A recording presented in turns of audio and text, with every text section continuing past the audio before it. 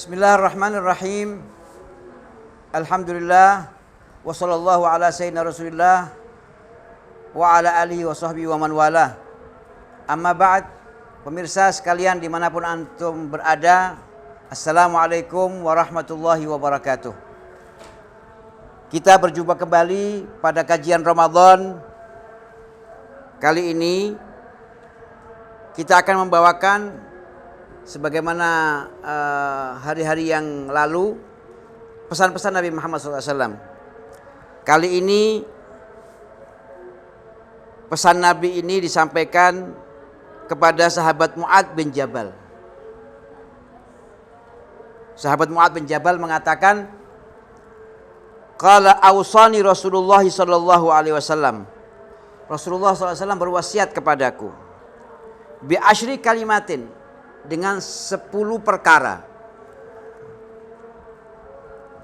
Dari 10 ini ada yang sudah pernah kita terangkan yang lalu, tapi tidak ada salahnya kalau kita mengulang ya. Nanti saya tidak akan juga jelaskan panjang-panjang ya, kecuali yang belum sempat kita ulas pada pertemuan-pertemuan kemarin.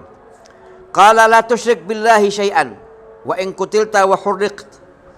Jangan pernah kamu menyekutukan Allah sama sekali apapun keadaannya, walaupun nyawa taruhannya. Wala ta'uqanna walidaika. Jangan kamu durhaka menentang kedua orang tuamu. Wa in amaraka an takhruja min ahlika wa malik. Walaupun orang tuamu memerintahkan engkau untuk meninggalkan hartamu atau meninggalkan keluargamu, meninggalkan istrimu, jangan kau tentang. Ini perlu saya terangkan. Jadi kita tidak boleh durhaka dengan orang tua ya. Dan kita harus menuruti apa saja yang diperintahkan oleh mereka kepada kita, selama kita tidak diperintahkan untuk menyekutukan Allah Subhanahu wa taala, atau kita diperintahkan untuk berpindah agama atau untuk kufur kepada Allah Subhanahu wa taala, kita enggak boleh mentaati. Ada satu kaidah, la ta'ata li makhluqin fi ma'siyatil khaliq. Kita tidak boleh mentaati makhluk untuk bermaksiat atau menentang sang khaliq, yaitu Allah Subhanahu wa taala. Nah, di sini dikatakan Nabi Muhammad, kalau andai kata kamu disuruh menceraikan istrimu, ceraikan. Nah, tapi ini ada syaratnya. Ada syaratnya. Ini boleh kita taati kalau orang tua kita adalah orang yang bijaksana. Ada sebuah kejadian, pemirsa. Sayyidina Ahmad bin Hanbal pernah satu kali waktu didatangi oleh seseorang. Datang kepada Sayyidina Ahmad bin Hanbal minta fatwa. Orang ini mengatakan, wahai imam, orang tuaku memerintahkan aku menceraikan istriku. Bagaimana menurut Anda? Apakah saya menuruti orang tua saya untuk menceraikan istri saya, atau saya tidak melaksanakan perintah tersebut? Maka kata Sayyidina Ahmad bin Hanbal, jangan kau ceraikan istrimu. Orang ini balik bertanya, wahai Imam Ahmad bin Hanbal, engkau seorang ulama, seorang ahli hadis, bukankah telah diriwayatkan bahwa Sayyidina Umar ibn Khattab ya, pernah ditanya oleh seseorang, wahai Sayyidina Umar, bahwa Sayyidina Umar ibn Khattab pernah memerintahkan ya, untuk menceraikan istrinya. Kata Sayyidina Ahmad bin Hanbal, kalau kau punya orang tua seperti Umar ibn Khattab, kau harus turuti dia. Jadi ini kalau orang tua kita adalah orang tua yang bijaksana, artinya perintahnya dia untuk kita menceraikan istri itu dengan pertimbangan-pertimbangan syar'i, dengan pertimbangan-pertimbangan yang bisa dibenarkan dan manusiawi ya. Tapi kalau orang tua kita ya enggak seperti itu ya. Seperti kata Sayyidina Ahmad bin Hanbal ya, kalau orang tuamu bukan seperti Umar bin Khattab, ya enggak perlu kamu niru dia ya. Artinya orang tua yang memang bertakwa gitu ya. Nah, jadi dibutuhkan juga jangan orang tua semena-mena ya, mentang-mentang dia wajib ditaati. Asal dia tersinggung saja sama menantunya, dibilang ceraikan istrimu. Aku sakit hati dengan dia. Tidak bisa begitu. Ya. Harus dibutuhkan kebijaksanaan dari orang tua ya. Artinya harus punya alasan-alasan yang tidak melanggar daripada aturan-aturan syariat. Maksudnya begitu ya. Nah, misalnya istri kita ini orang yang fasik atau naudzubillah ya dia kufur. Nah, itu boleh ya. Tapi kalau tidak seperti itu ya perintah semacam ini tidak perlu dituruti, dan perintah semacam ini tidak akan keluar dari orang-orang tua yang bijaksana. Nah, artinya di sini penekanannya jangan kecewakan orang tua. Jangan kecewakan orang tua. Wa in amar wala tatrukanna salatan maktubah muta'ammidan.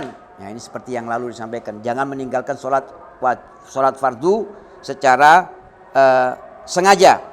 Nah, karena sesungguhnya orang yang meninggalkan sholat itu maka dia telah terputus daripada jaminan ya tanggungan Allah Subhanahu wa taala.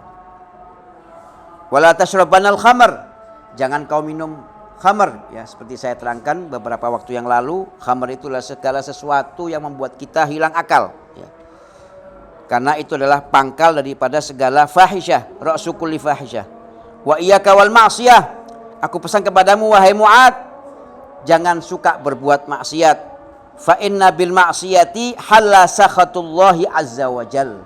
Karena dengan maksiat itu kamu akan mendapatkan murkanya Allah Subhanahu wa taala. Wa iyyaka wal firar minaz zahaf wa in halakan nas. Kalau ada peperangan karena membela agama seperti peperangan di Palestina atau peperangan di zaman revolusi dulu di Indonesia ya, kita ikut berperang, lah kita nggak boleh lari dari peperangan, lari dari tanggung jawab ya, nggak boleh seperti itu. Walaupun kau harus orang-orang sekitarmu, teman-temanmu sudah pada gugur semuanya, jangan tinggalkan. Nah, wa anta fi fasbut wa anfiq ala iyalik min taulik, nafkahi keluargamu sesuai dengan apa yang kamu mampu. Nah, di sini Rasulullah ya mengajarkan kepada kita sebagai orang tua, kita nggak boleh bakhil, kita nggak boleh kikir, kita nggak boleh eman sama keluarga kita. Kalau kita punya, kita berikan apa yang kita bisa dan menjadi kebutuhan mereka. Nah. Wala tarfa anhum asaka adaban. Ya. Kamu jangan suka memukul. Ya. Sedikit-sedikit istri salah, pukul. Anak salah dipukul ya. Jangan, kata Rasulullah. Akhifum fillah. Kalau kau kepingin anakmu, istrimu tidak melakukan pelanggaran, tidak melakukan hal-hal yang tidak kau inginkan, tanamkan rasa takut kepada Allah itu sejak dini. Ajari istrimu, ajari anakmu untuk takut kepada Allah, sehingga dia akan dengan sendirinya meninggalkan hal-hal yang buruk itu atau maksiat itu. Enggak perlu dengan kekerasan. Jadi mendidik anak, mendidik istri itu butuh kebijaksanaan.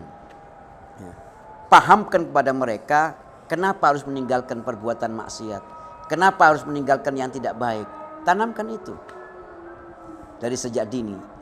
Ajarkan kepada mereka untuk cinta kepada Allah, tanamkan cinta kepada Allah sehingga mereka nanti ada sesuatu hal yang tidak diridhoi oleh Allah, mereka dengan sendirinya akan meninggalkan itu ya. Bukan dengan tongkat, bukan dengan cambuk, bukan dengan memukul ya.